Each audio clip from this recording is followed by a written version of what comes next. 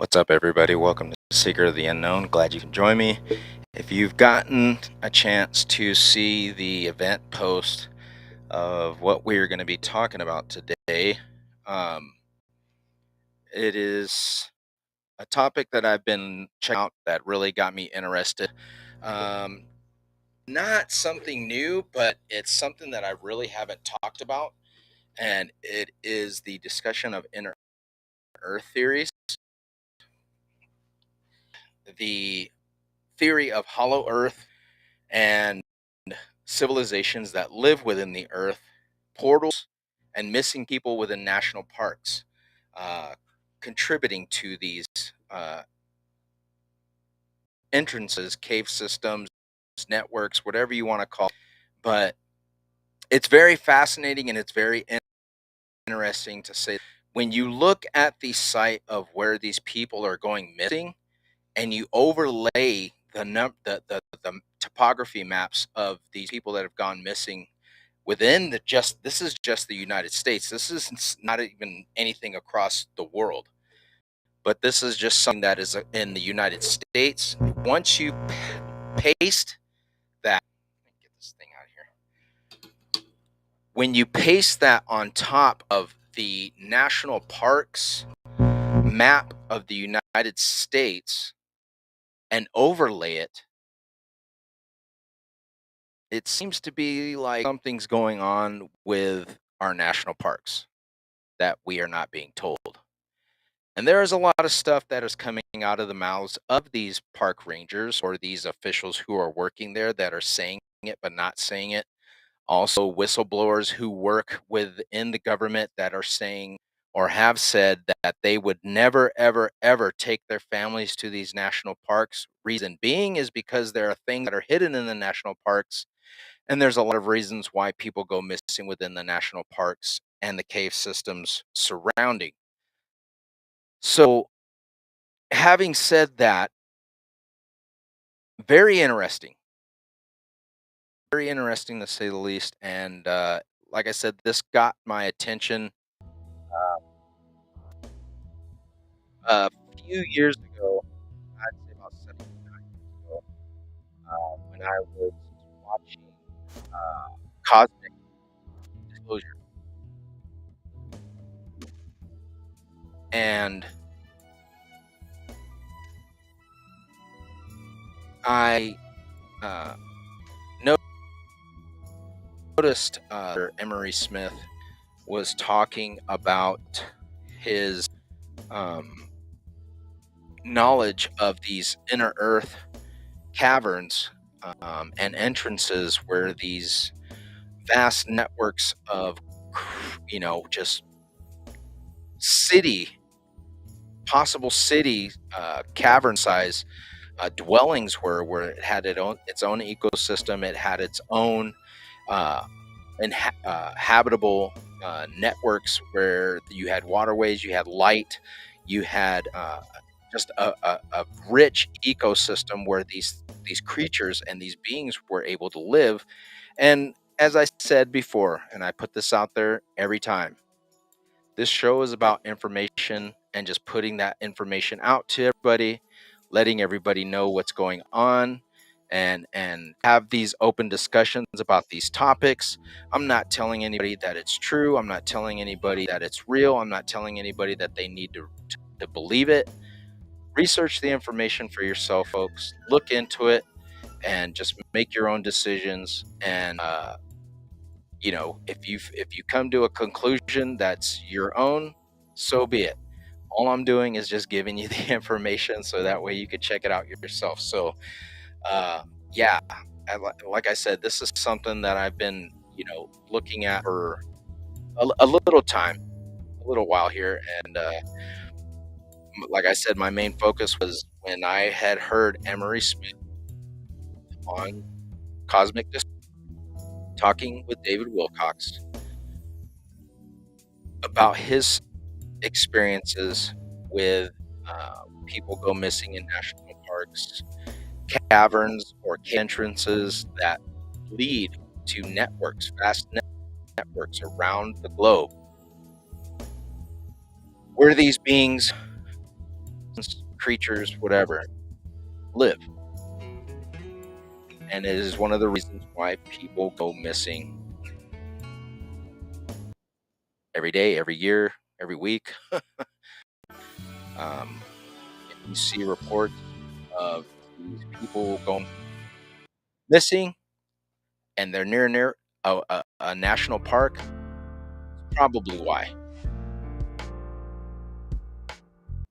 And um, it's it's just scary. And we're going to get into that and talk about that here in a little bit. Also, we're going to be talking about portals. What portals, roles of portals, what do they play in all of this? We also know that people have made.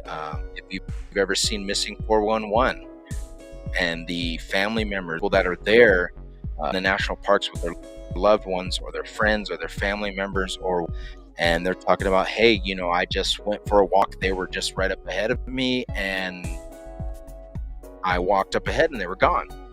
But there's nowhere for them to go. They just vanished.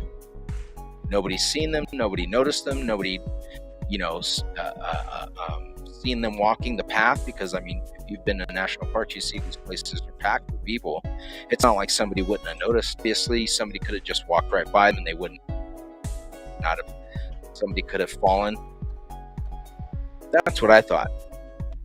And just started looking into it, and as he was talking about these people going missing on these episodes of Missing 411, these people are found miles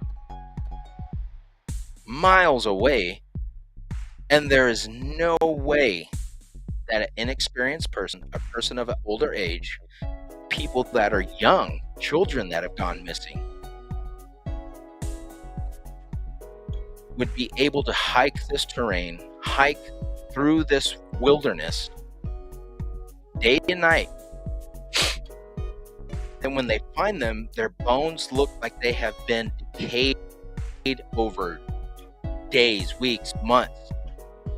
Like they've been sitting out in the for a long time.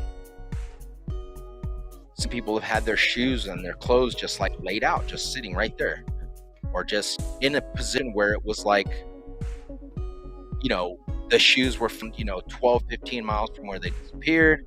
And, the remains were found another 7 to 12 miles, somewhere else.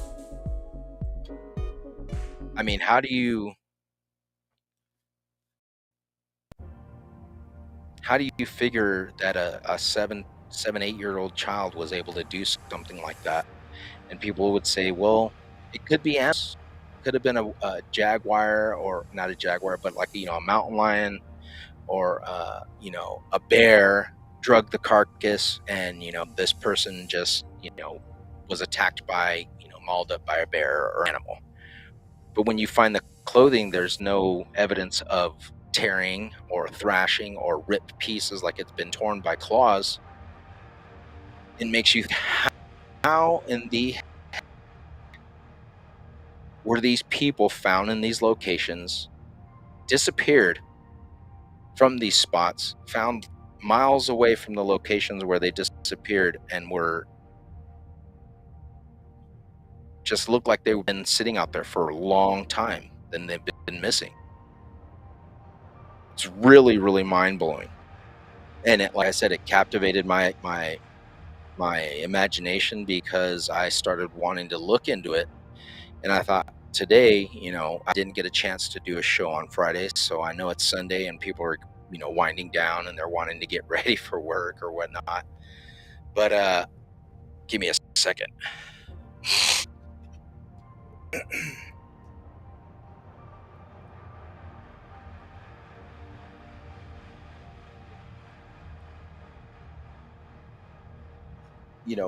Here it is. We have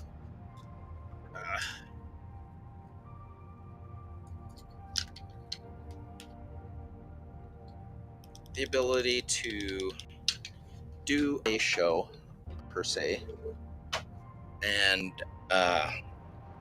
talk, and you guys can rewind this, check it out, get out whenever you want to on YouTube or the past, rewind it, check it out, like it. If you have not, I mean, I've gotten so many views on some of these videos where it's like 264, 365 views, but it's like nobody likes the videos. So it's like, if you guys see it and you're checking it out, don't forget to hit the like button and hit the subscribe button as well. It really helps the channel out to grow and spread the word out there. Like I said, the information that I put out is not necessarily meant for you to sit there and take it and be like, me telling you that it's the truth. I'm just putting the information out there. I just want everybody to be able to hear it, listen, make their own judgment, look into it, research it yourself. Because it's like once you get into it and you start reading it and you start looking into it, it leads to something else. Because just like the detective who was doing 411, he started thinking, okay, well, if this stuff is happening and it's happening at a rate where it cannot be something that's natural, are these people being taken by extraterrestrials? Are these people walking in and out of dimensions? Pretty interesting stuff. So as I said, this is something that really captivated my mind because I thought, wow. And it goes along with what I said Emery Smith was talking about, who's a whistleblower who worked for the government. He was in the Air Force. He was a medical officer, and he did a lot of things pertaining to analyzing material or species, genetics, and extraterrestrials are. And he would go on these missions with groups to these locations, to these sites, and was able to see things that people that were not inside would be privileged to see. And like I said, I mean, this was the first season of Disclosure, Cosmic Disclosure with David Wilcox, who I followed for a while before that. Yeah, we're going to get into it. We're going to talk about it. Hopefully you guys will enjoy it. And like I said, this is on YouTube, so like the channel, like the podcast, like the channel, subscribe to it. We're going to go ahead and start getting this thing going. Let's do it.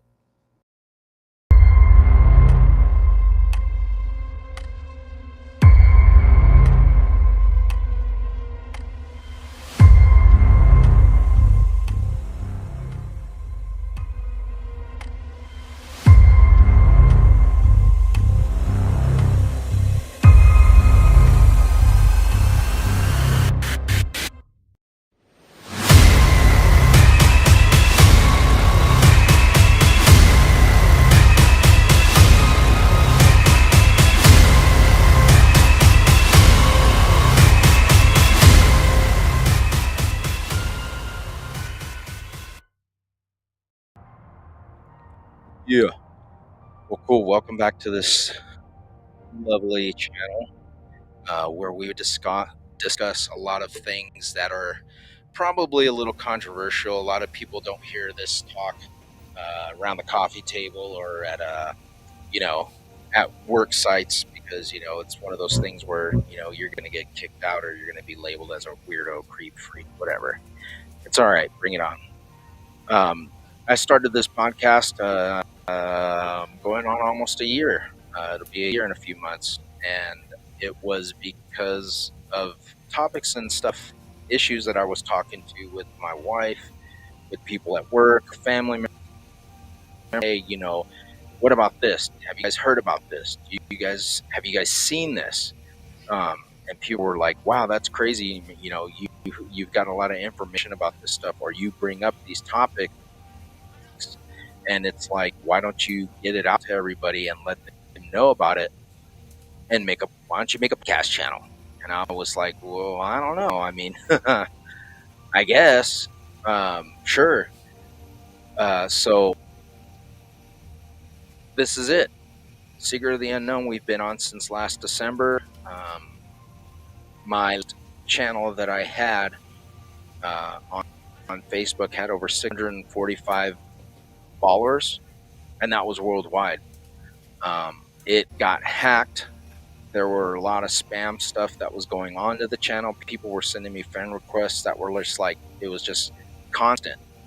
So I messaged Facebook. They were trying to handle it and get it under control, and it just kept happening. So I told them the only way it was going to stop is if I deleted it and got a new one. So had to restart over and get it going again. Then slowly it's starting to build up. It's not at where it was, but hopefully the people who were following me before, as I said, I sent them all links and I told them, hey, this is going to have to get redone, and we're going to have to see if we can get those numbers back up.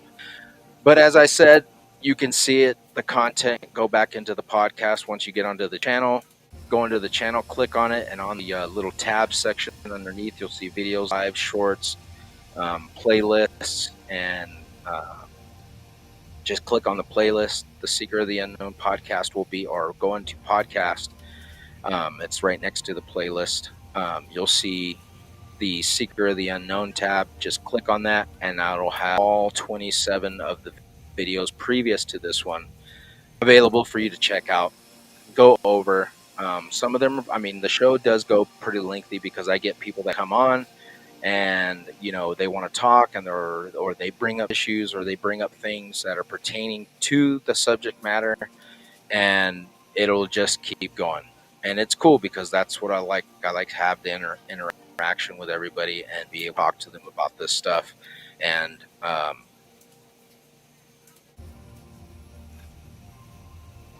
that is why I like doing it, because I'm able to share with everybody and talk with everybody and let them know about all the subject stuff. Thank you, babe. That we discuss here on the podcast, ranging from government conspiracies, UFOs, cryptids, secret space programs, everything. Spiritual ideas or spiritual aspects of life, pertaining to ancient civilizations, ancient cultures. What is it that the ancients knew that we did not know? Things that we as human society have lost because we've been disconnected, not only just physically but spiritually, from who we are, where we are, and what we've come from, and what our ancients were trying to, or what they had built us into becoming. Everything. I mean, the Titanic, government. And I hate using this word on the show. I hate it. Is the big C word, and I hate using that word, conspiracies, because we now know. Okay, if you haven't heard me talk about this on the show before, is that conspiracy theory, the term, was coined during the 60s and 70s, big time, when you had people that were anti Vietnam. They didn't want to be a part of anything to do with the war going on in Vietnam. And they knew that a lot of the shit that was going on, that was happening, was government orchestrated. So they started having people doing research, and they were putting information out there within these little groups like we have now, like this podcast on YouTube. Thank goodness we have platforms that are, we're able to, share information that is out there for people to get their heads on straight and see things for what they really are. And if you can imagine trying to do in the late 60s and 70s, I mean, it was one of those things where you were meeting in groups and you're sitting down at, parks or whatever, and you had people that were just hanging out, and you were talking and discussing about stuff that was going on that you were concerned about as a citizen of this country, that things that were affecting you, that the government was possibly doing, orchestrating, or planning, that was in the best interest of the people of this country. Now, whether or not that had a lot of anything to do with Vietnam, but it certainly did have something to do with why JFK was taken out of the picture. And thanks to a great person who is heading this move and trying to get that information out there, Dr. Stephen Greer, he has left a trail of information for people to see. Not only has he brought out a lot of whistleblowers who worked with the government, but he has also brought out a lot of information from within the government that was not being shown to a lot of people, and has that information out there. And as I said before, everybody who has brought out information has done it so as a look, this is something that I'm showing you, look into yourself. Here's, I mean, Dr. got documentation after documentation after documentation, evidence of a lot of things that, you know, he's collected over the years since the early 90s when he started heading up this the organization to get everything declassified, as far as, you know, things that the CIA had or the FBI or the government was holding, which we are now seeing the government is declassifying a lot of things. If you go onto the CIA's website and you look up stuff or information, there will be declassified documentation that refers to a lot of things that we have known, speculated, or thought about since a long time, a long time. Um, there was something that somebody had just posted about today. I had posted on Facebook, is why would the government say something or release documentation pertaining to the flat earth theory? Now, this is a big controversial subject, and I posted a video of it. It doesn't necessarily mean that the earth is flat, but the plane of where we are is flat. It's not stating that the earth is not a globe, but it's stating that the plane of existence of where we are is a flat plane. And it is enclosed by a ice barrier, what we see as the South Pole. It's very hard for people to conceive of such an idea, but it is a theory that is out there, and it is very plausible.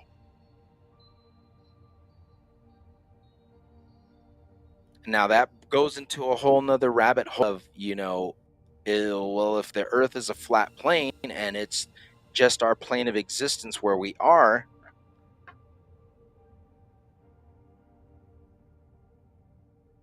what's outside of that wall? What's outside of that landmass that is keeping the water in on a flat plane? Because there's theories that if we are seeing these extraterrestrials coming from outside of these planes,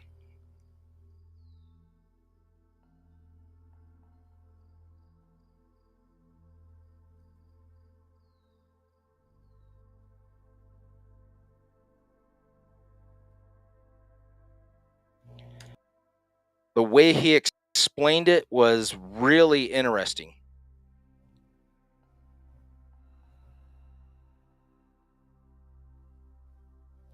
Let me see if this is one of them, but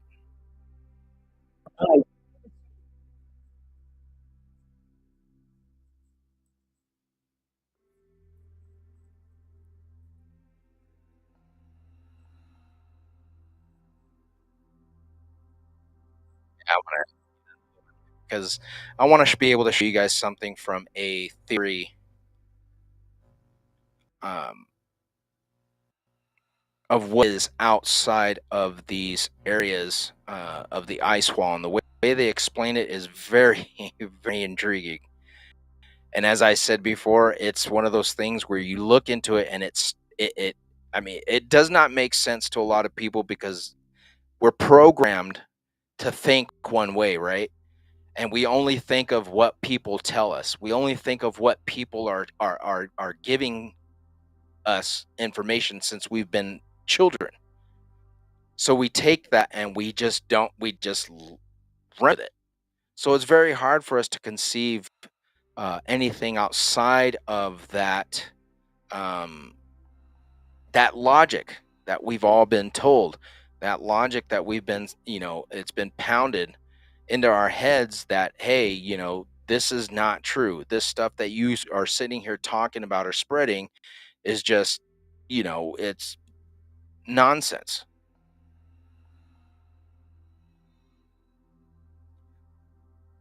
Um, Let me see. I'm gonna pause this real quick, and then I'll let you check this out because this goes along with what we're talking about tonight about the hollow Earth theory and pertaining to the uh, inner structure of what we know of what we know of, and I'm saying what we know of because in these CIA documents, what they released is this: every study and everything that they base flight patterns, flight tests, flight simulations, whatever, is done on the basis of a flat Earth, and it states it in the CIA documentation. Everything is done based off a flat Earth model, which is why you see on the flag or the UN picture, it's a flat Earth. It's not a round Earth. It doesn't look like a globe like you see in Universal Studios when it comes on. Even when you go into the official offices, there's a 3D model representation of a flat Earth with an ice wall all the way around it. Why would they have something like that inside of a lounge of a government official building if it didn't pertain to something? I'm going to go ahead and we're going to check this out real quick, and then we're going to go into some other stuff about portals um, and such, and we will see what we can come up with here. How can I make this bigger?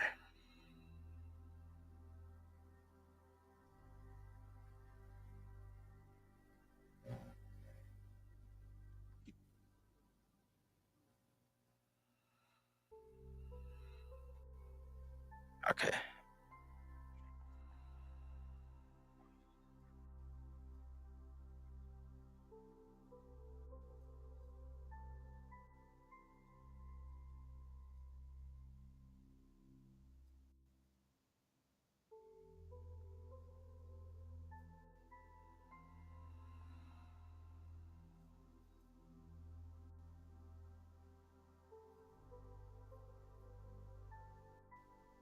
Listen to what he's saying because this shit makes sense, folks. I mean, think about it.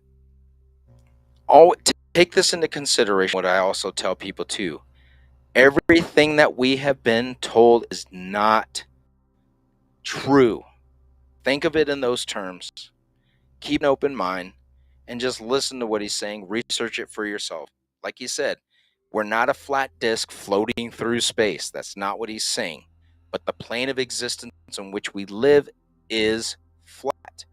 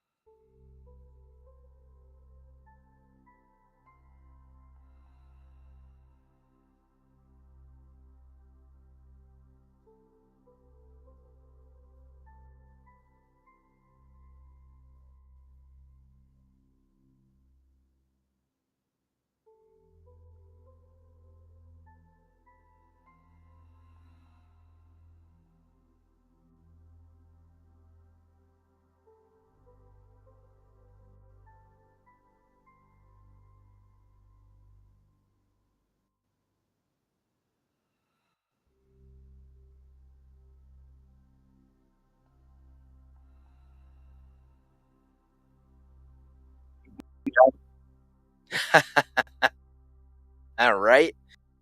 Well, like I said, I'm throwing this out there because this is something that we're talking about inner Earth and these portals, and the correlation between what he's saying and also what you hear Admiral Byrd say when he gave his testimony to the government, and also what was written down inside of his journal of him flying to the North Pole and him going into the air.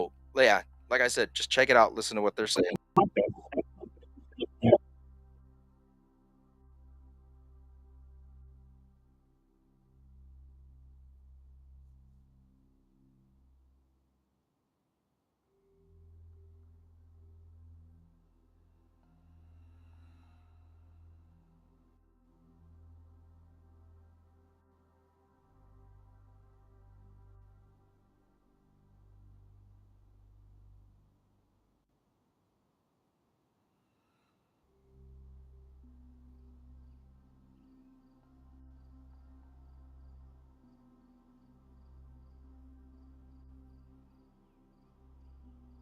Well, that's what I'm saying. I'm not saying it. All I'm saying is the theory of it is that it's a plane.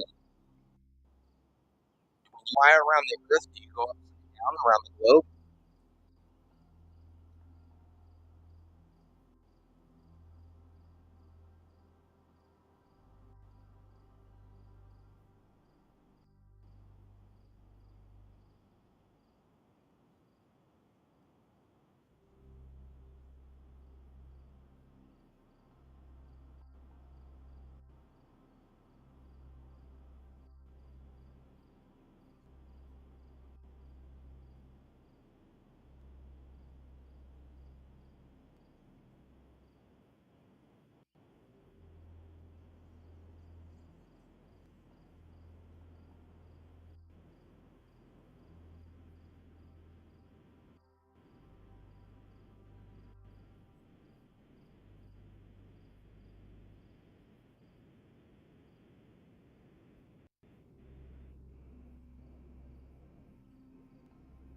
Right.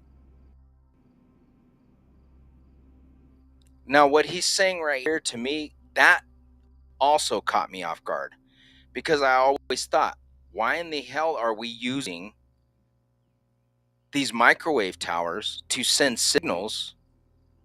Okay. If we have satellites that are beaming these signals straight to the source.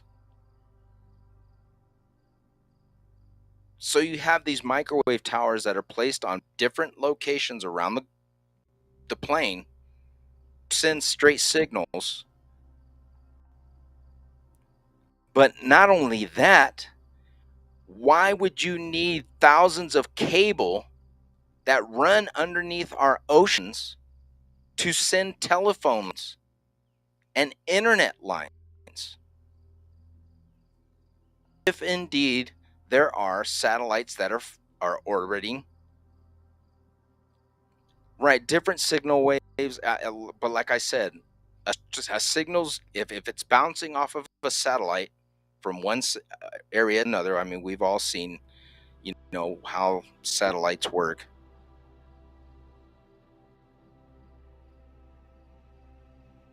But he's just saying that the signals themselves, if they're bouncing off of a plane, it's going flat, is his theory.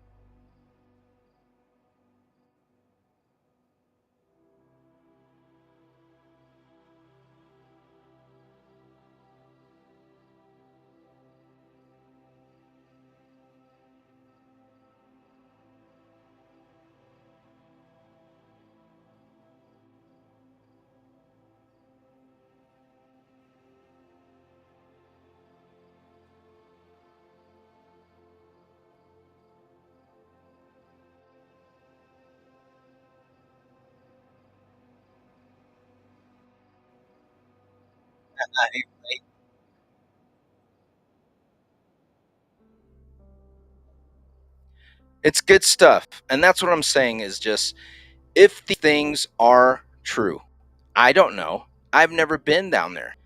We are not able to go past the 80th parallel because of military and government contracts and agreements with these other nations that if you go past these or these areas,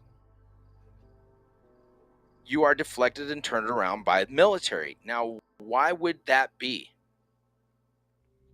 That's like people saying, well, you can't go past this border. If we're detected, then you're going to get turned around.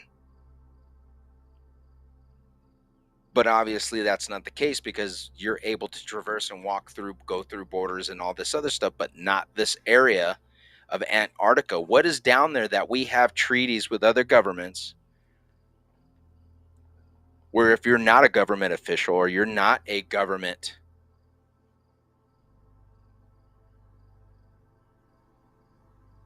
classified clearance military personnel or government official, why are these government officials like John Kerry taking these trips down to Antarctica? Why are these astronauts who were on these supposed Apollo missions going down to Antarctica? I mean, that has nothing to do with space. And as I said before, the information that has came out from whistleblowers is there are things down in Antarctica that they do not want people to know about. Look at Admiral Byrd.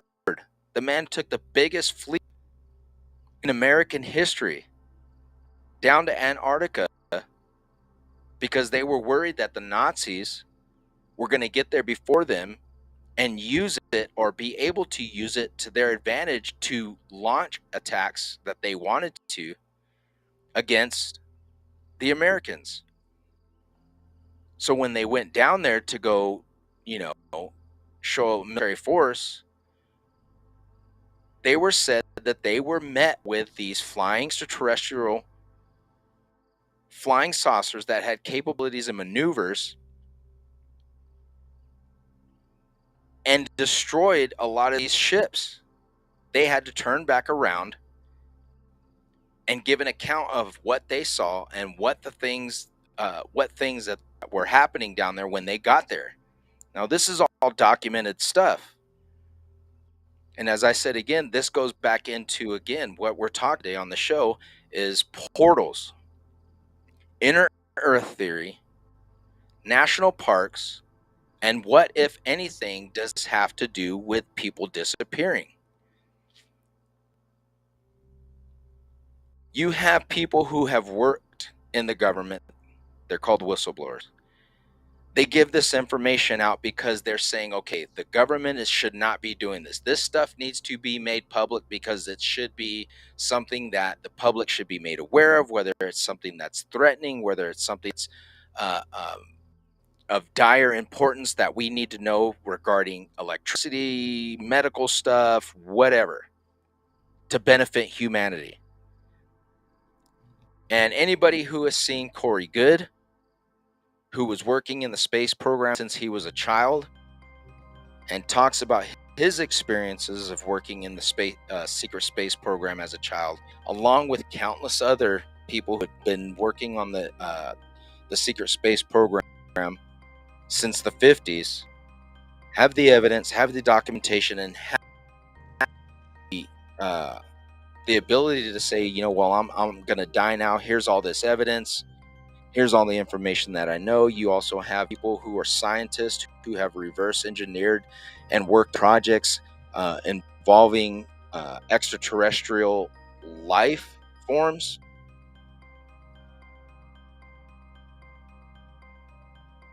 Hold on, I don't want to slaughter your name, but it's Clan Lagan. Am I saying it right?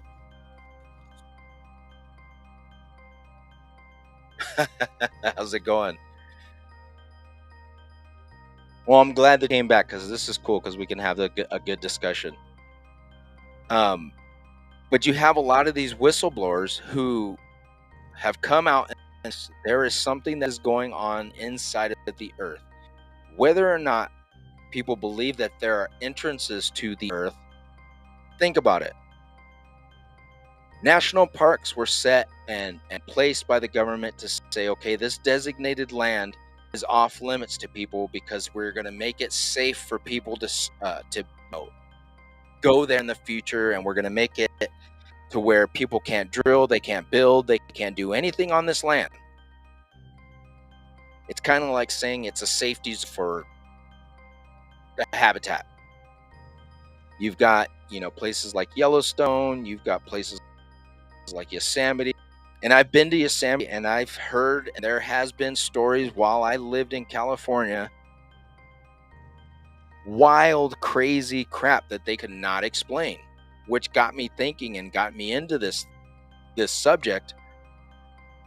You've got hitchhikers, people visiting the park, go disappearing. Their bodies are found 12 to 15, 22 miles away from where they were at. These people have no idea anything about this terrain or this area.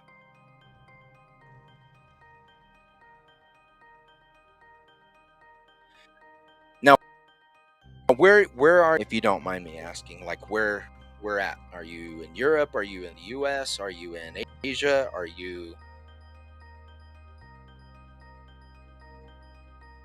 But you have these people. I've got the comment sections up so everybody can check it out and see it. And like I said, thank you again, man.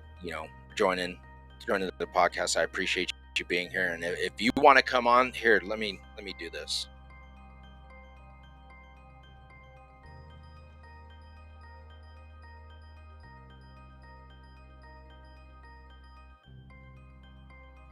Nice.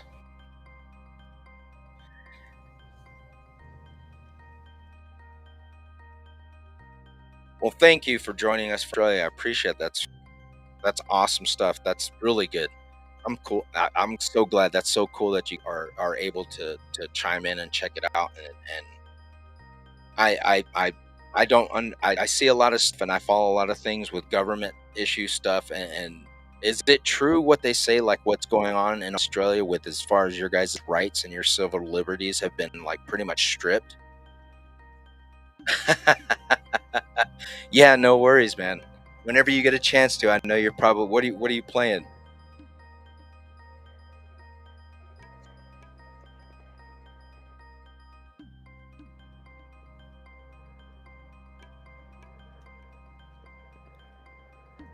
That's cool when you could sit down and chill and you're playing Xbox and you're like, man, let me chime in on this Secret of the Unknown podcast, and while I'm killing people mine, while I'm kicking people's butt. That's freaking cool. Thanks, man. I appreciate that. 2042.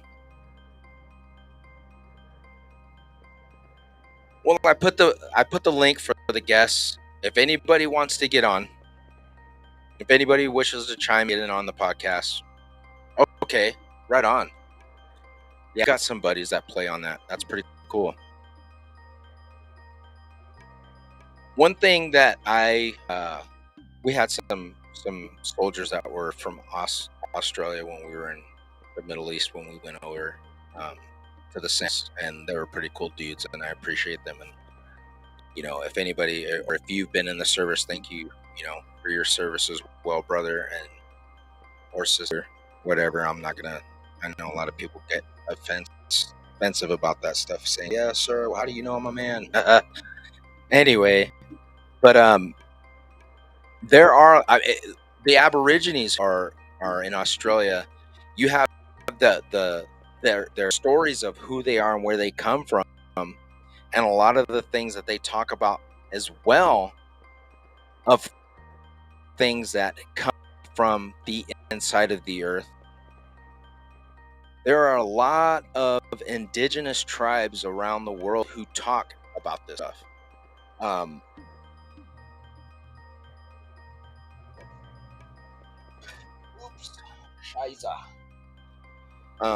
This book right here, I love it to death. I've read it like 2-3 times. I gave my daughter to read it, and she loved it. And I mean, I've written passages, highlighted a lot of stuff.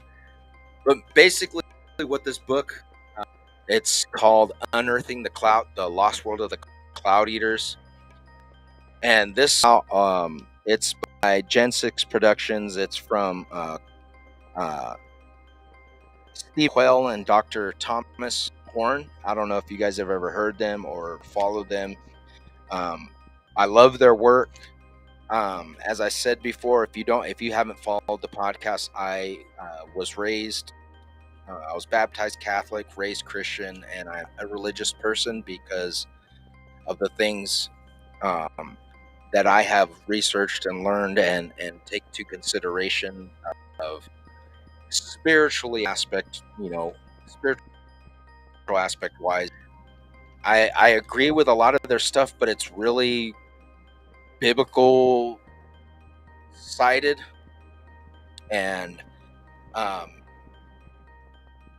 they also talk about the Anasazi and the Hopi Indians and the indigenous tribes in the Four Corners region, and how they talk about these extraterrestrials who came and showed them uh, pretty much the black arts and the dark arts and how to conjure or open up these portals to summon and bring these beings, these extraterrestrials. They were pretty much talking about, these reptilian people who came from this different star system, and we're showing them this knowledge and giving them this power and this ability to do this stuff. And once the tribes started experimenting and getting this stuff right, because you can actually go to these sites where they had these um, ceremonial huts that they had in the earth, and they were doing these rituals, and the narrative or the historical narrative passed down, what they were saying is this, that these beings came through, they were showing them this information, they were passing on this information. um, that's cool.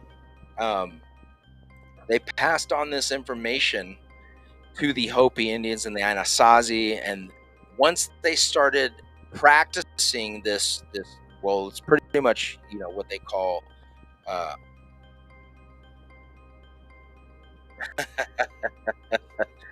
right on, is the beings turned on them, the reps turned on them, and the people started opening these portals, and out of these portals from inside of the earth, these giants, these cannibalistic giants, out of the earth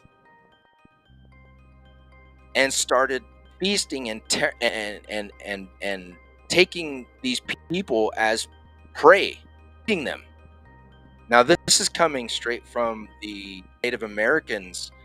I don't even want to call them Native Americans, is the indigenous tribes, the natives who were here. And I'm not saying it from my tribe, it's just from the Western tribe. I haven't even asked the tribal members or the elders from our tribe if there's anything to do with it, and I'm probably going to have to end up getting into that too, and getting a hold of somebody. But they say that these giants came out, and these reptilians were pretty much doing the same thing, and the Anasazi took defense measures by building their homes into the cliffs, which is why you see these cliff dweller homes high up into these ridge lines of these mountains and these sides. Now, the historical narrative is that these natives left and fled the area due to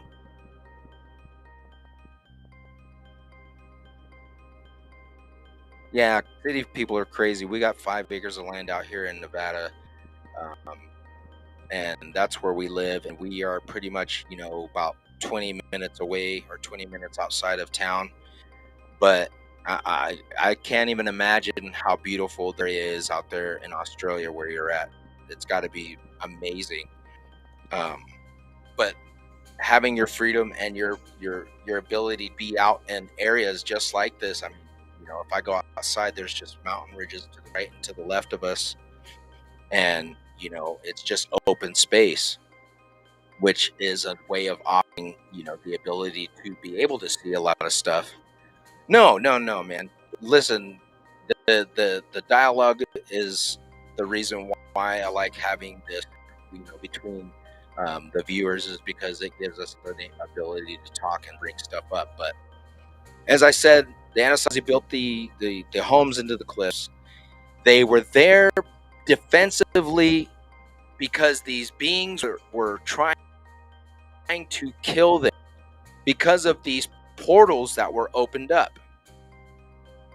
And you see it in a lot of cave drawings or petroglyphs that are in these areas. Even here in Nevada, there's a lot of them. If you go out to, I think it's Fallon or Fernley, and you go out, there is, I mean, I've got pictures of it. I'll post it on here or post it on the YouTube page. You guys can check it out. Or go to Facebook, Seeker of the Unknown. I'll post them on there. Make sure you guys check that out. Like and subscribe to the channel. Like I said, spread the word, spread the news. Let's get the followers and the subscriber build up on here, so we can get the word out about all this information. But as I said, the mainstream narrative is that the Anasazi built these homes in the cliffs as a way of being away and not harming nature and not harming their environment, because they wanted to be out of the way, and in case of flooding occurred, they were there and they were safe from any of this, because monsoon seasons come and the rains get really bad. But there hasn't been a flooding in that area for thousands and thousands of years. And why is it that these people who recollected accounts or accounts of historical narratives talking about this stuff, why they built it, but they don't want, I mean, even when you go there, the park, if you watch the videos of, let me see if I can get this up. When they go there and they're trying to talk to the park rangers and they bring this up, the park rangers are like, no, that's just some hearsay.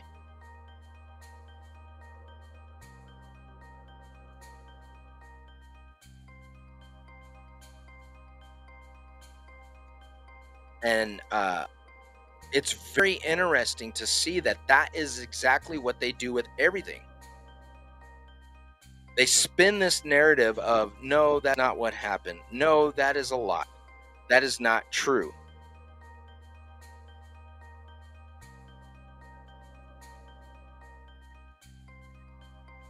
Let's see if I can't find their video where they're talking. Let me pause this real quick. But Dan, like I said, I mean, their narrative of how they talk about this stuff is not one. They're researchers. They talk about a lot of things, Hollow Earth Chronicles, Hollow Earth Theory. It's kind of like a biblical narrative of David Wilcox when he does the Disclosure show, that the Disclosure, but it's just more of a religious base of that, which is why I said I love listening to them talk about stuff, but then it just starts becoming really religious, and it's like, okay, well, we already know like the bigger picture of this and what's really going on. I just would rather not, keep getting it. But like I said, I love the information that they put out there, because it goes along with the other who are not, along with that narrative of religious aspect per se. Because like I said,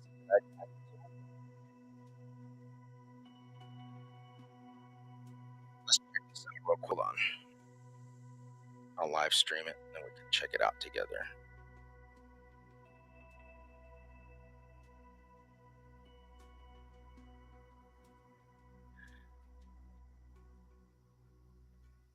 You know what?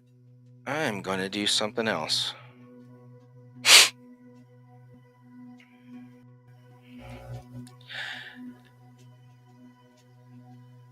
But anyway, I'm not going to get off subject. I'm going to keep going with what I was doing, and we'll discuss it. Right?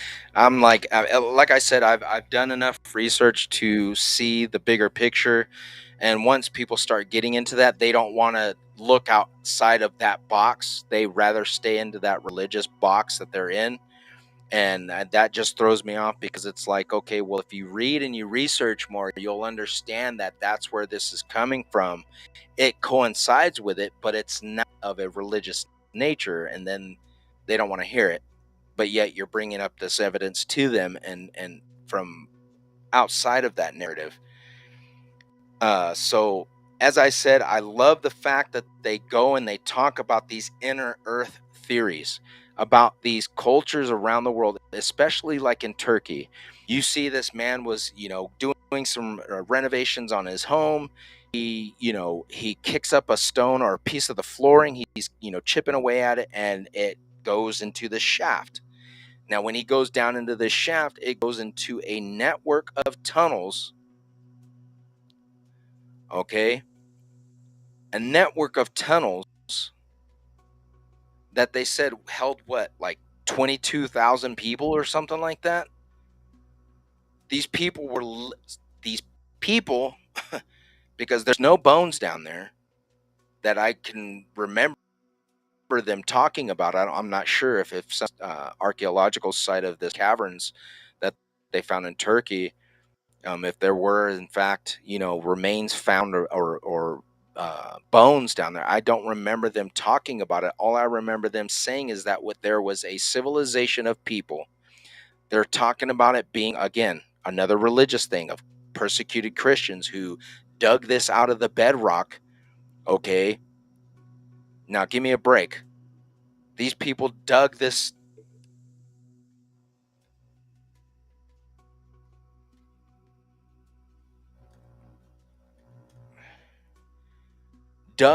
network of caverns. Okay, I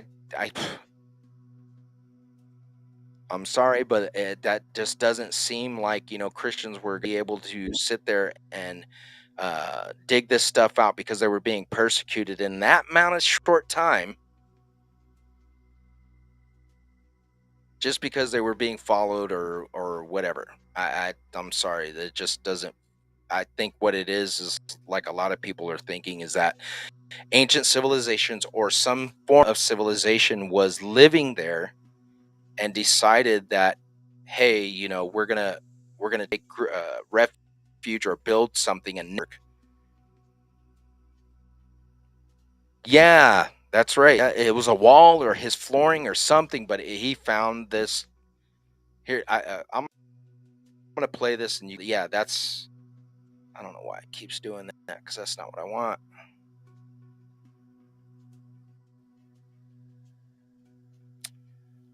Come on, let's check it out.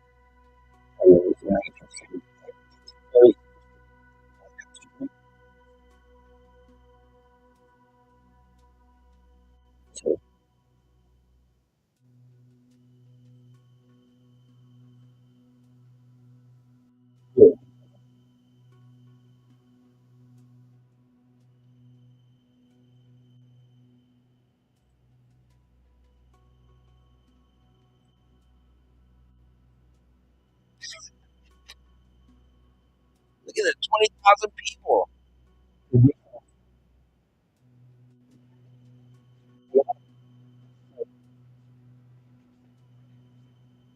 It's the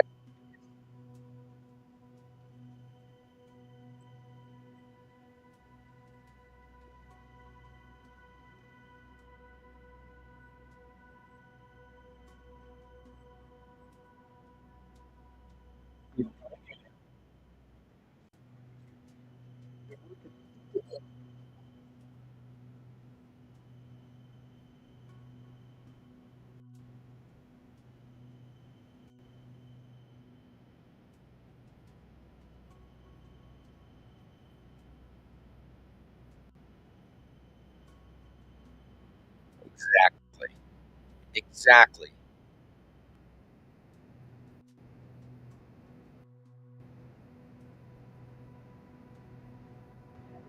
Yes.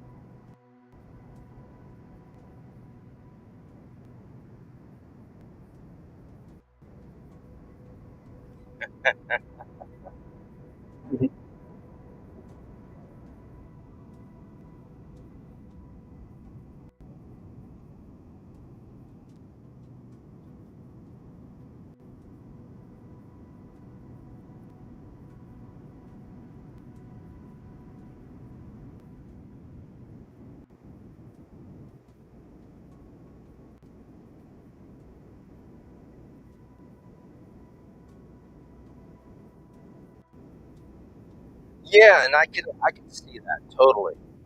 I can see that totally.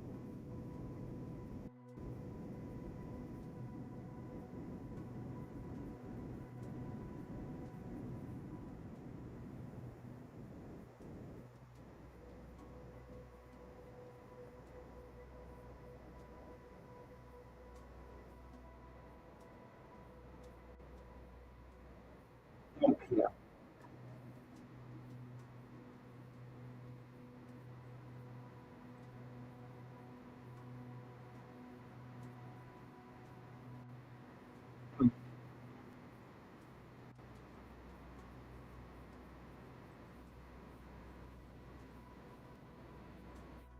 Now that's where he gets me because I love this guy and the research that he does because as you see in his title, he worked on Gobekli Tepe and he's done a lot of hands-on uh, research into this. And the pre-Adamites who lived before the creation of what we are now, the Homo sapiens, is that this site you just heard him say it could be up to 12,000 years old. So if this predates the people that we know of now, what going on before? If these people were able to construct and build these things, these sites in the earth, and they were able to live there, what if there are more sites that are around the earth that we don't even know about? And what do they contain? If they are people, civilizations, um, hell, extraterrestrials.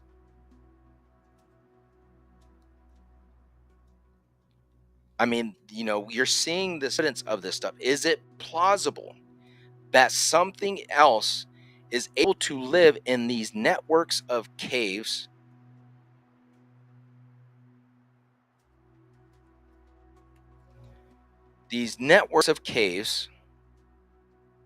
systems that are around the world?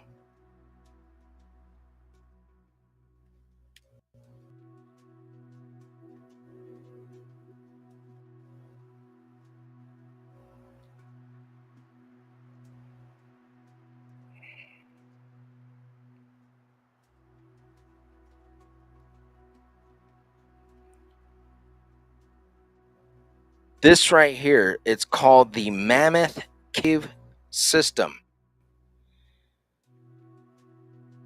I'm going to show this to you. We're going to watch this real quick, and then we're going to discuss a little bit about the people that go missing in the U.S. all the time, and we'll talk about that too. Let's check this out.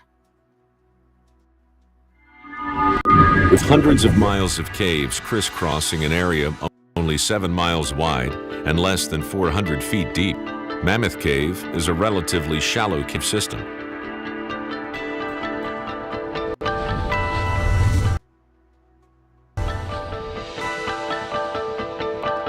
The historic tour route includes the oldest toured section of Mammoth Cave, so it's had the most visitors over the years. Using 3D laser scanning technology, caves can be mapped in great detail, creating perspectives of Mammoth Cave that have never been seen before.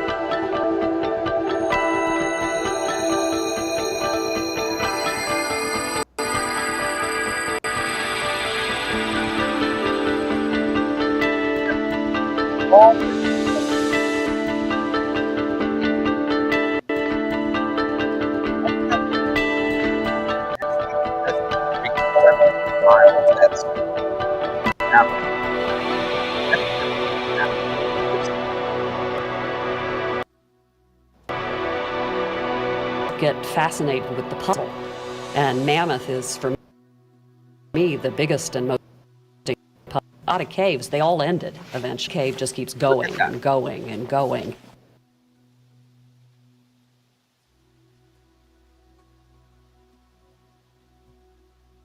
So you're going to tell me, and like I said, I get it.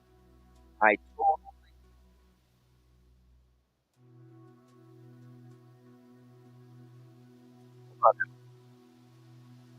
I missed it. I stopped sharing the screen, and I shouldn't have. But these guys are inside of a portion of the cave. Yeah.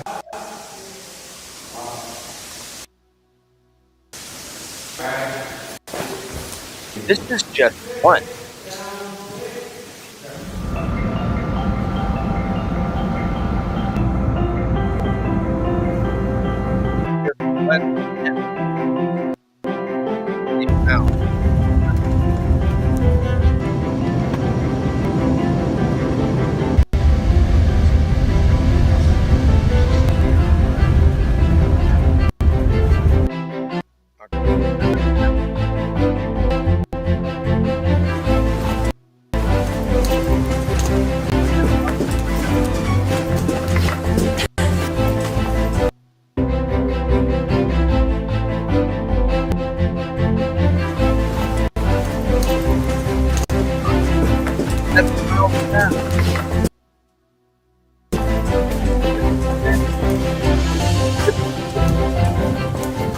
I returned to Kentucky for the CRF President's Day Expedition, also known as the Mark Jones Expedition.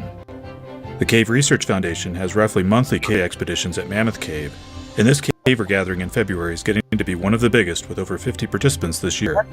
The annual cartographers meeting was held on Friday evening, and there were a number of cave trips on Saturday and Sunday. I led 2 teams on Saturday and 3 teams on Sunday back to the New Discovery West section to continue resurveying our way out to old leads left on the western boundary of the cave.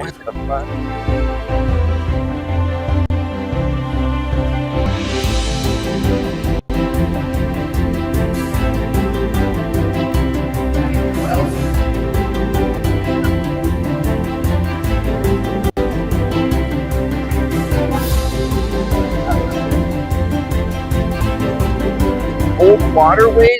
Yeah. I totally agree with you.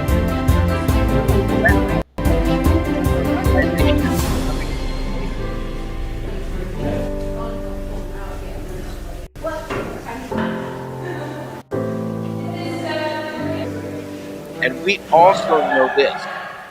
I kind of changed my position and just pushed like this and jumped back. And when I jumped back, I looked and This reminds me of that fucking movie, The Scare, the girls go I don't like getting hits. in the Appalachian Mountains. We'll edit the audio out so no one knows what happened. Fuck that, dude. I've been in the military, I've been in some fucking practice races, but that, no thank you.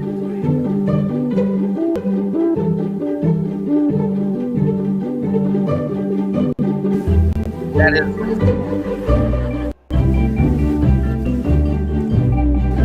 I have cow-like reflexes. I know she does.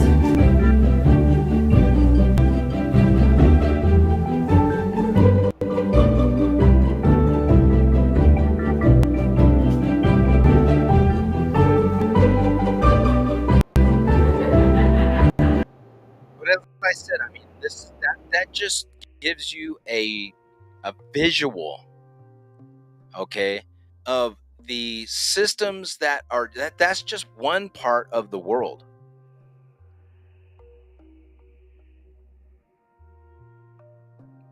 Now, the cave systems that are in the national parks, because we know that there are some.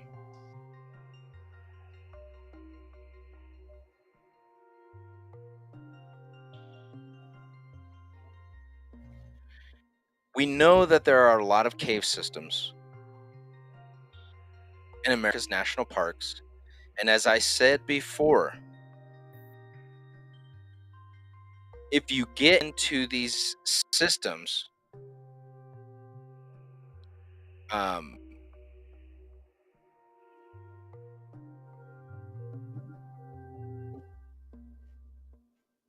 there are a lot of things. I mean, listen, people aren't walking or living in these caves.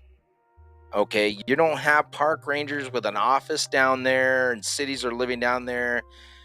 But just think about this. This is a vast network of it's a roadway for anything that could be living down there or anything that could be in there to be able to freely roam or traverse this cavern system. They don't know. There's a lot of things that are in there that they don't even know about yet.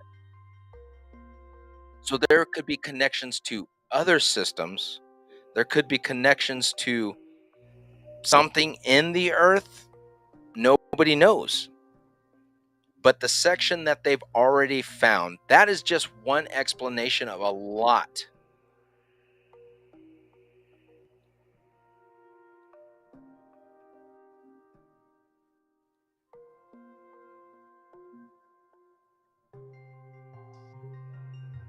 Look at this.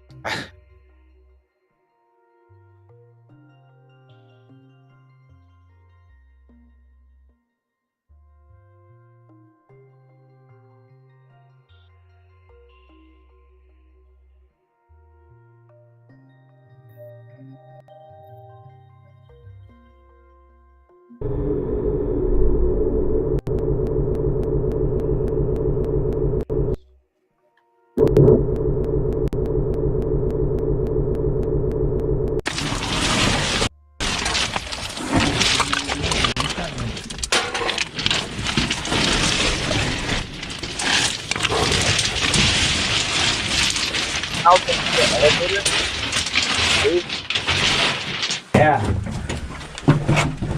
What do you think this backboard was here for? With a light attached to it. Like what? Have a lot of light. The wires run right up to it like it was a permanent fixture. Yeah.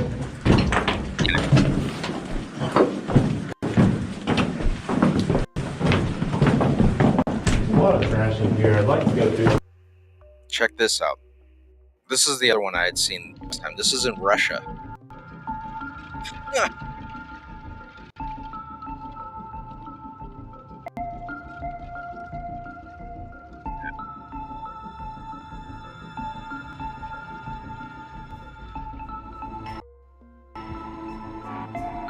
Look at that.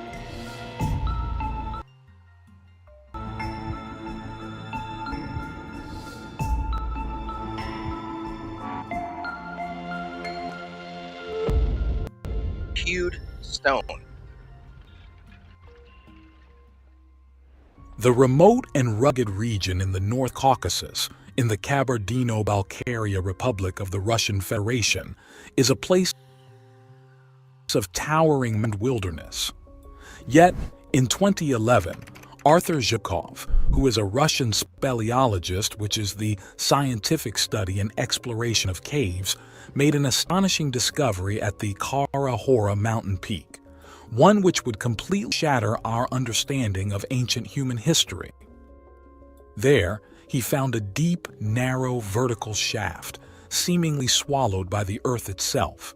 It was made of parallel stone slabs that seemed perfectly geometrical, as if they were artificially made.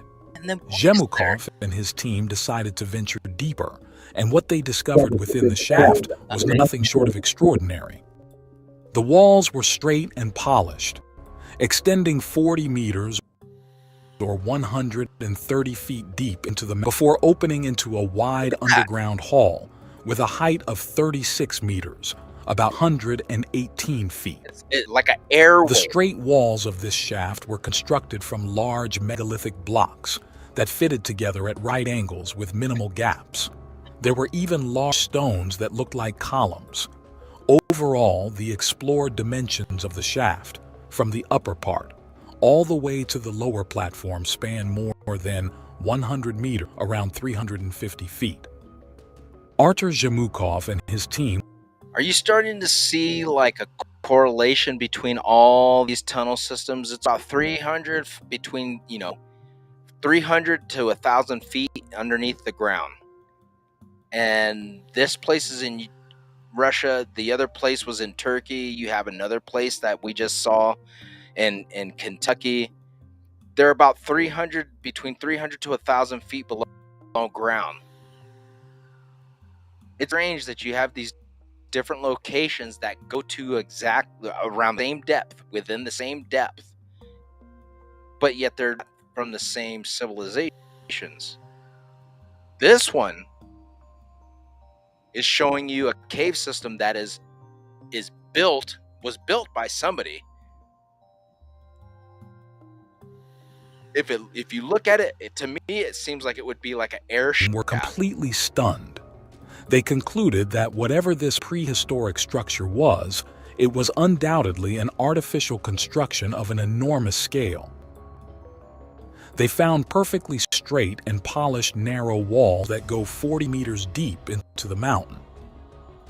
Arthur Zhemukov noted that the polished walls made of megalithic blocks were very similar to those found at the shafts of the Egyptian pyramids, precisely the Grand Gallery at the Pyramid of Khufu, the blocks of which are approximately the same size.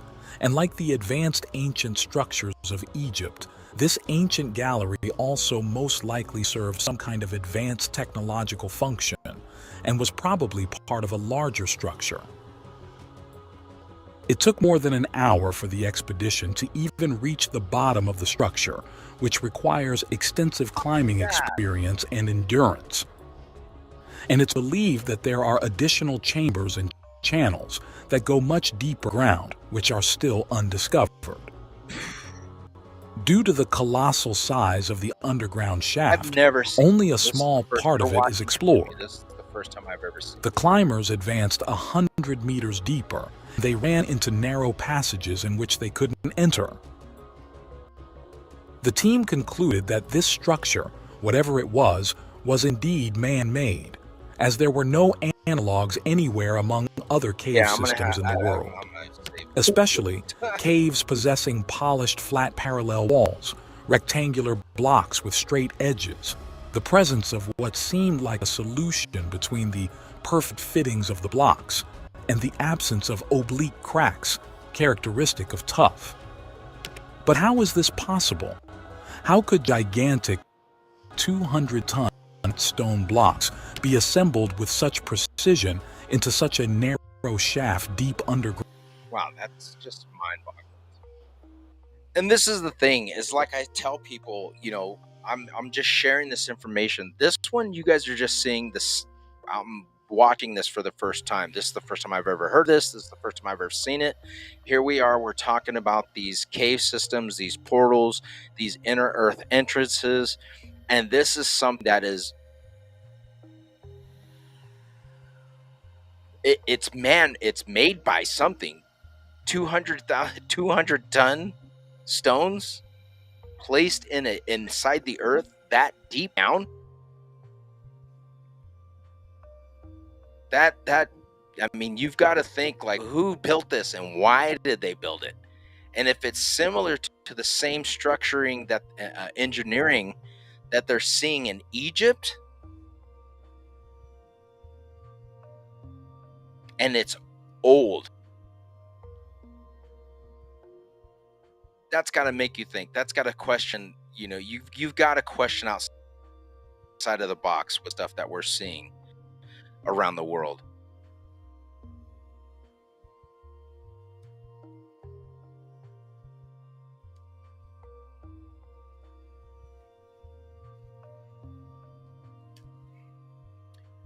And as I said before, we're talking about missing people.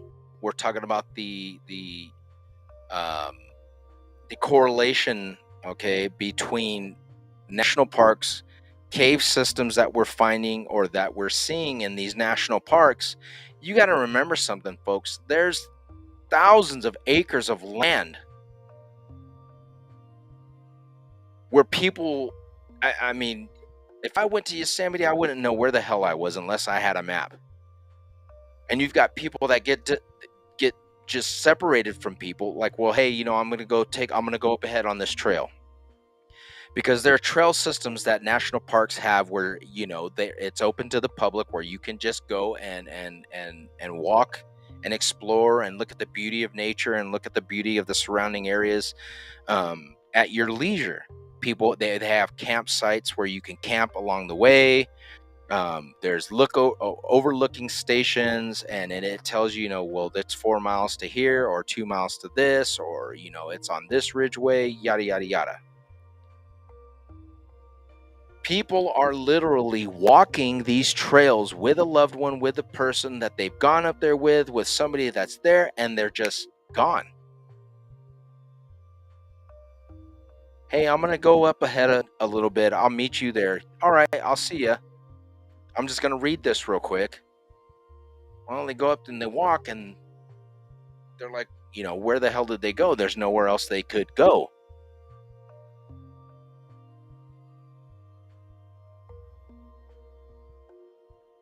This is the craziness that people don't understand, is that there is something that is going on, and government whistleblowers have stated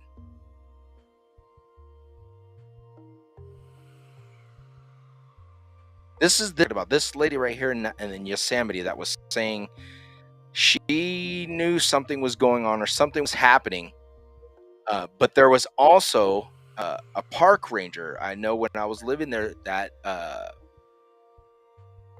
death was really just like, oh, well, she went missing. She'd been working the park over 20 years. She knew what she was doing.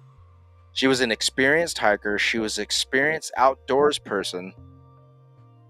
And she went missing, and her body was found like 12 to 24 miles away from where she was supposed to be at. They did not release they said that she died from exposure. Now, that's like me asking a Navy SEAL to go be in his element and live and survive or do things in that element that he is an expert at. Then this Navy SEAL goes missing, and he's found 15 to 24 miles away from somewhere, dead.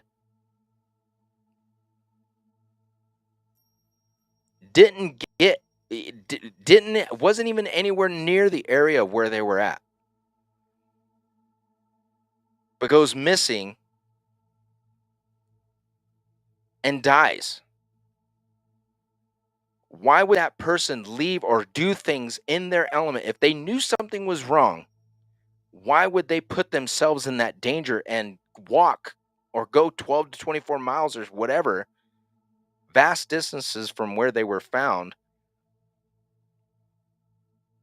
and just risk doing that to themselves? Not only that, if you've ever seen or ever watched Missing 411, it breaks your heart. It makes you feel for the people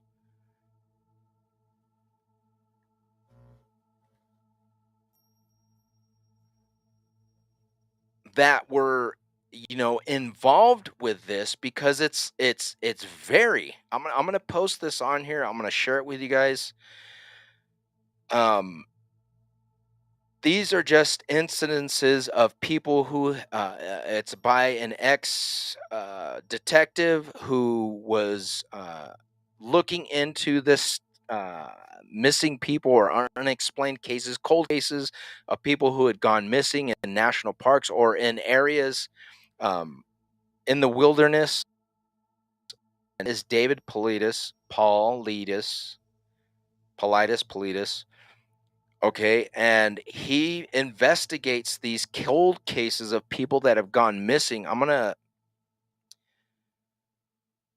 copy the link and I'm gonna paste it in here. If you have YouTube Prime or Premium, check it out. It's free on YouTube.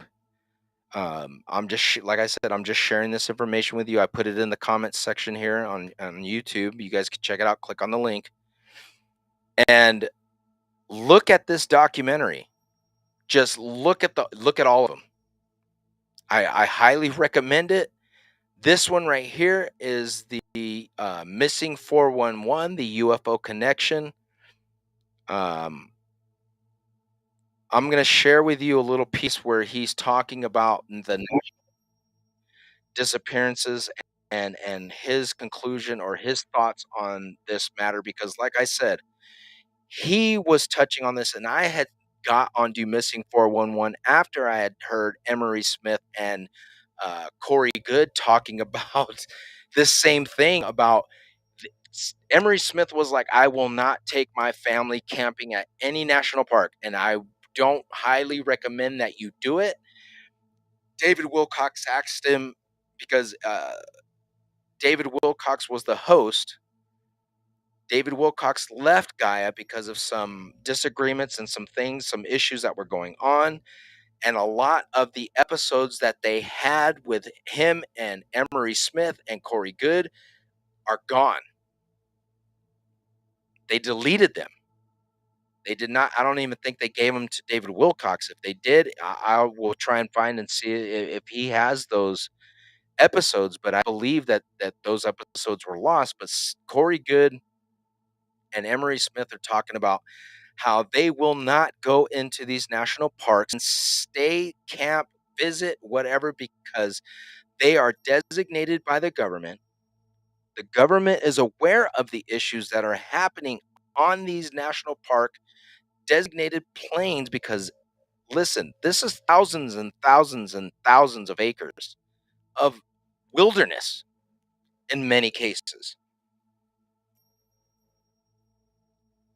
It makes you think, does the government know made these areas designated off limits national parks to where people cannot build, go into, unless you've got permits or you've got clearance to go into these areas?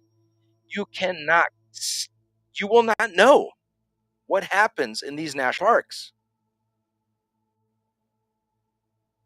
Think about it. Could a civil, think about this movie, The Village. M. Night Shyamalan made it very clear. These people were living on a preserve and nobody knew about it.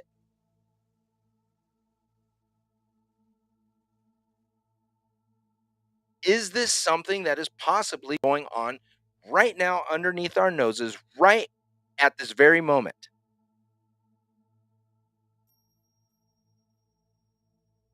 There is another civilization, another ancient culture, something that is hidden in these national park systems, in these caverns that are in the national park systems. And these things are snatching, taking, portals are being opened up because they're gateways that are ley lines intersect in certain. And all I'm saying is this is just here in the United States, folks. This isn't something like you see in Japan, national park forest systems that they have in Asia. They just showed you that cavern system that they just found in Russia. I know in Turkey, the Middle East, Europe has vast networks of underground caverns and sites where there are deep cavern cave systems, and inner dwellings of the layers of the earth. These vast networks of systems of caverns, could these things be linked to the disappearances of these people? The stories about the missing. We pick over the few details preserved about those gone, select facts that have been recorded by the media or shared by the family. Most of those who are missing become lost to time. This is part of the allure. We can project onto them our own beliefs and insecurities. That we are preparing in some way to avoid, while similarly we can confront our own mortality. We are drawn to these stories because we are trying to understand. However, there are some cases that cannot be understood. Not completely.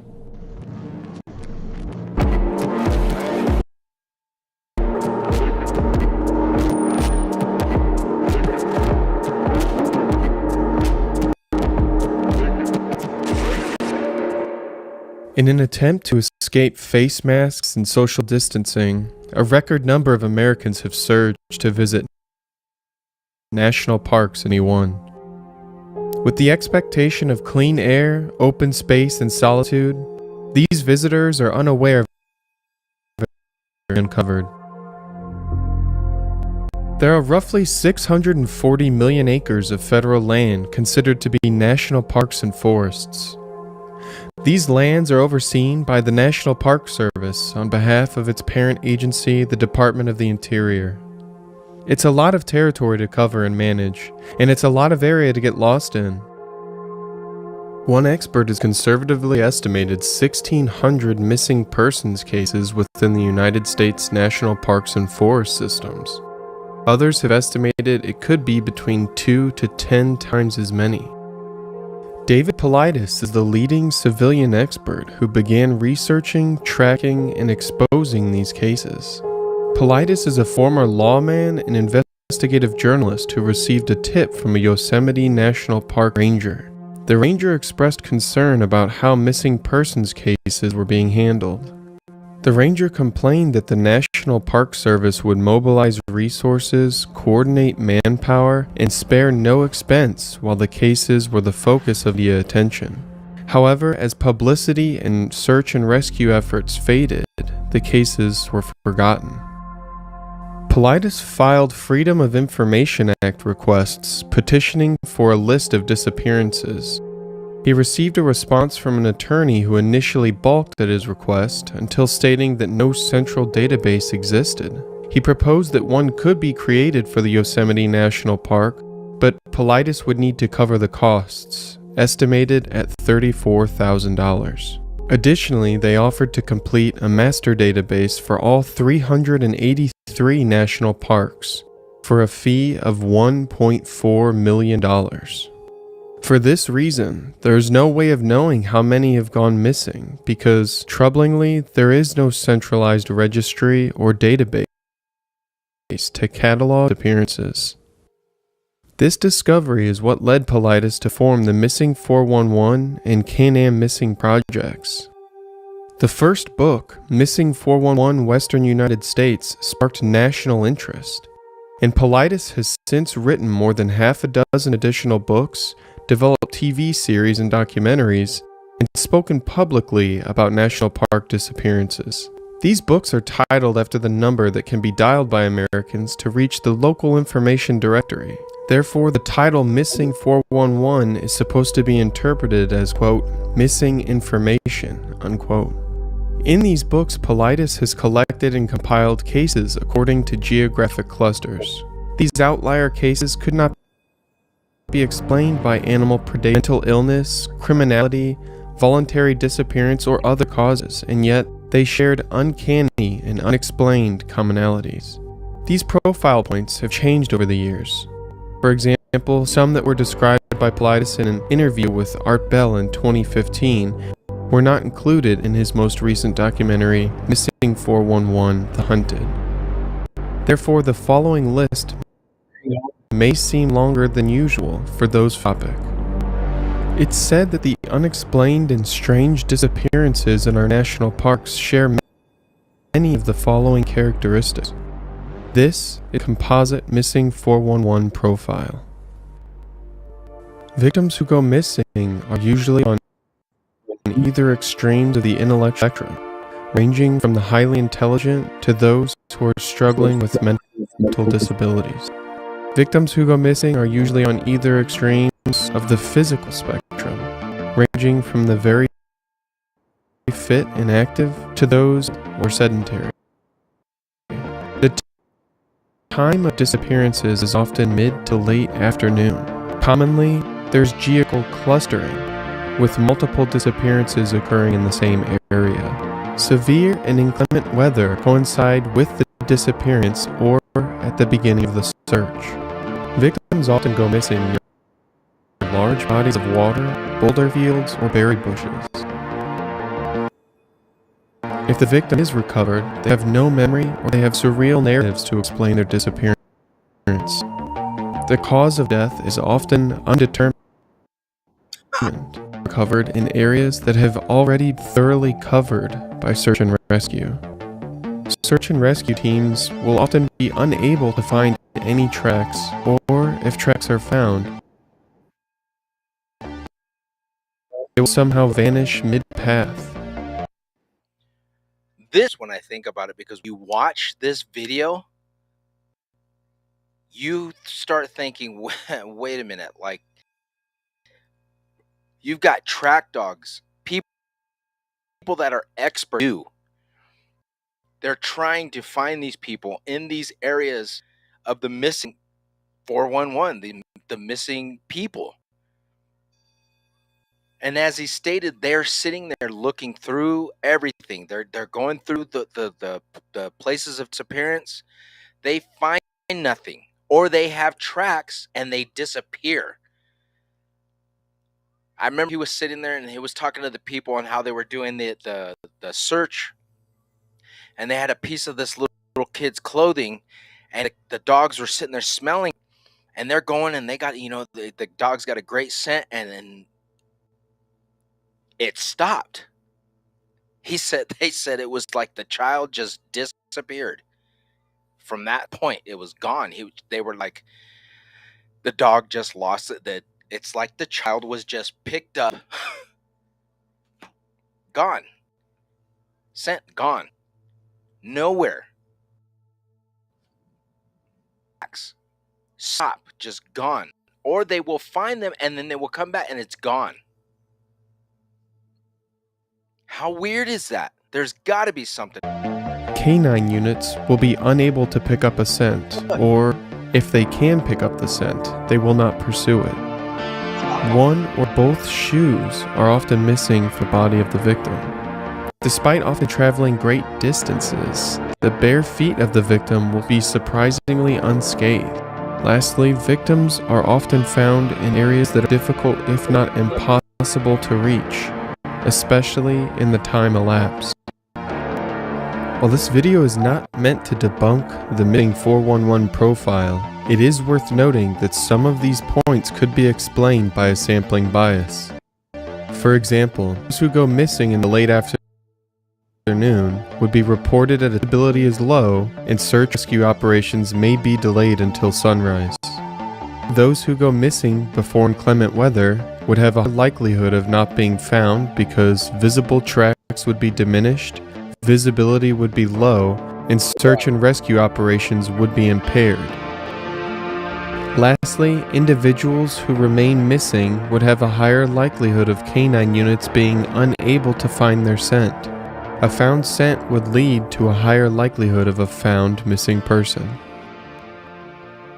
The following are 3 select cases used to illustrate some of the strange phenomenon that Missing 411 is trying to explain. On the morning of March 14, 2014, Dr. James McRogan hiked into the wilderness outside of Vail, Colorado with a group of physicians. He had recently accepted a job as an emergency room physician in Indiana, and he was ready for a wintry trip into the mountains with friends. The group embarked on Spraddle Creek Trail toward Iceman Hut. They brought split boards, a snowboard that splits into 2 halves to allow for cross-country skiing when traveling uphill or touring. The trail was a steep climb through 9 miles of difficult terrain. The area was blanketed in snow, and the path was well compacted and easy to identify. It may have been a difficult trek, but McRogan and his friends were experienced and well prepared. McRogan himself was in great physical condition, previously completing a marathon run. He was equipped with a working cell phone, extra battery, GPS tracker, food, and water supplies in his pack. The group stopped to take a break after a few hours. McRogan pushed onward. He planned to meet further up the trail, however, this is the last time McRogan was seen alive. The group continued on the trail after only a few minutes, but they didn't encounter McRogan at the designated meeting spot, and upon reaching the Iceman Hut, there was still no sign of McRogan.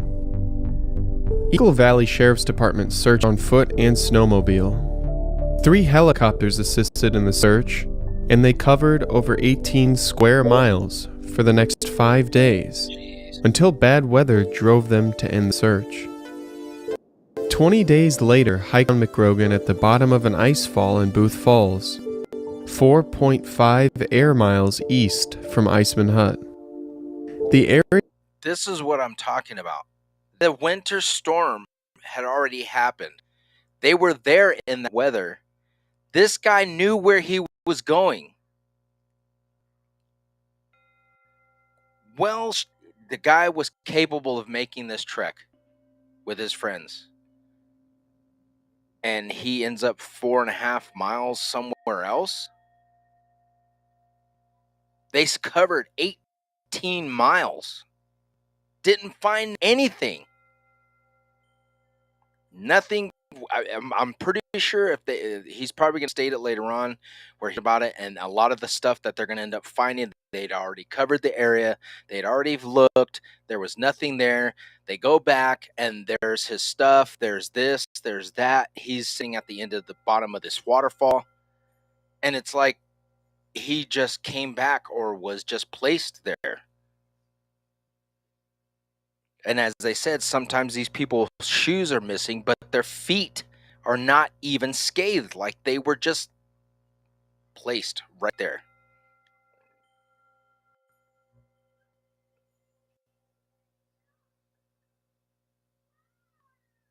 So,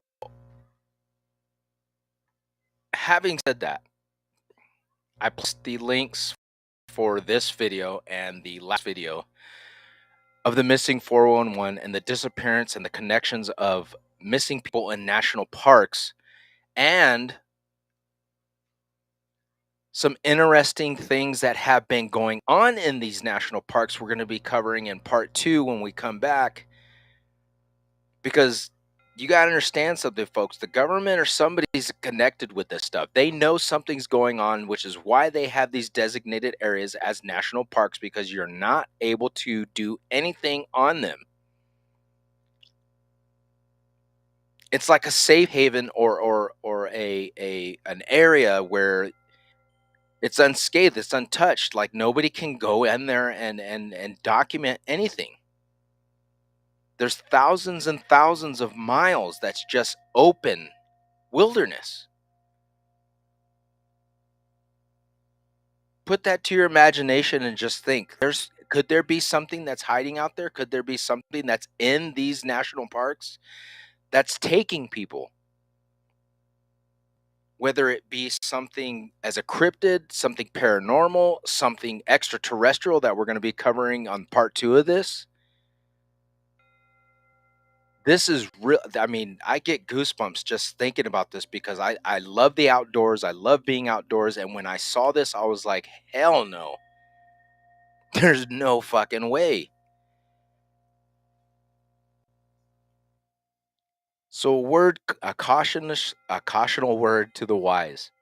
If you're an outdoors person and you've been doing it for years, just like you've just heard this explanation of James McGrogan, the guy was well fit. He was an outdoors person. He did hikes before. He'd been outside. He is an adventurist. He went missing. This happened to him. Now, the point of this episode and this podcast is not to make people scared, but it's to make them aware of the things that are going on around us all the time and make you think, okay, well, why is it happening? And it's happening so much that it's in national parks. What's the mystery? What is happening? What is going on? And if anything is going on, is the government aware of it? That is the trippy part. Because if they are aware of it and they do know, there's a reasoning behind why, like the detective who wrote the 411 who got this all started, there was no missing person database. You would think that the government, who is in charge of all this stuff, would be keeping track of all of this if they gave a shit about anything. Right? It's like having, law enforcement, but you have no way of tracking anything. They're just like, oh, yeah, well, we don't know. We're not going to keep track of any of this data. How long has this been happening where these things or these people have been taken, disappeared, murdered, mutilated, just gone, vanished, never to be found again?